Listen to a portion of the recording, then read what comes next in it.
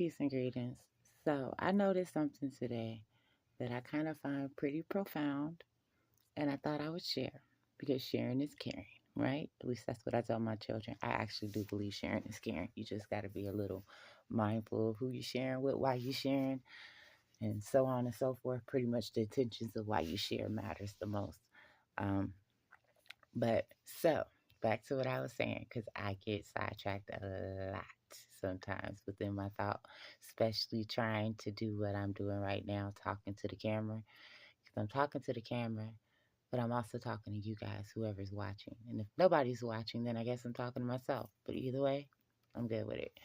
Um, so I noticed that, okay, since my split, I was in an 11-year relationship. I think I went over that in another video or two.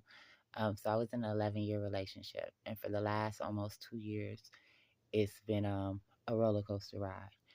Not one of those fun roller coaster rides like that is just initially fun and like you're like, "Wee, let's do that again." More so one of those roller coaster rides where you're like, "Okay, I'm glad I had to experience that because now I know what I don't like and what I do like," type thing.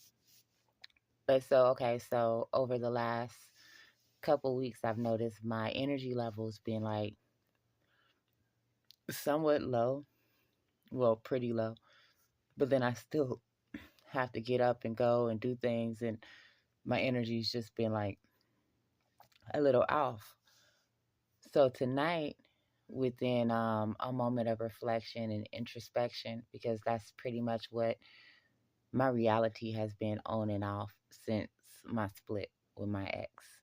It's a lot of reflection, a lot of introspection, a lot of shadow work, a lot of healing, a lot.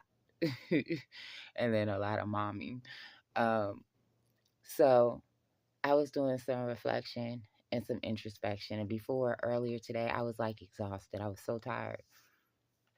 And then all of a sudden, when I started to embrace the process, like about a couple hours ago, because my babies went to sleep, well, lay down to re energize maybe about an hour and a half, 2 hours ago, I've done had some me time. So I'm doing paperwork, I'm going through papers, court files, so on and so forth.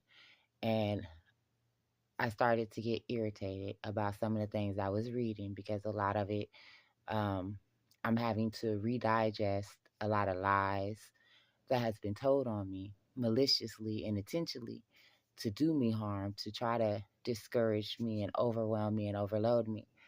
So I started to feel those feelings from that. And then I got pulled out of those feelings because I was reminded that not only what I was feeling is necessary, but the process that I'm going through is necessary. But what I found profound is when I started to actually embrace the process of reflecting and introspection, it was like I got a second wind. I got re-energized again. And what was so profound about that is that I realized when you fight the current, you're more likely to become exhausted. Like if you're swimming against the current, you're going to become exhausted a lot quicker, right? But if you go with the current, you're going to have more energy that you can preserve to get you to that finish line. So I found that profound because I was like, I was just really tired earlier. Like I was exhausted. And now, like, I'm not exhausted. But earlier, I was going against the grain. I was trying to push to the side some of the introspection I needed to do and some of the things that I actually needed to sit down and look at because I knew that it would provoke some feelings in me that I didn't necessarily want to feel. But I'm also noticing when you go through things in life, experience traumatic experiences, so forth and so on, right? It's important that we allow ourselves to feel and we give ourselves permission to feel. Because only when if we're allowing ourselves to feel and we acknowledge what we're feeling, can we actually heal from it and then let it go. You know, you just try to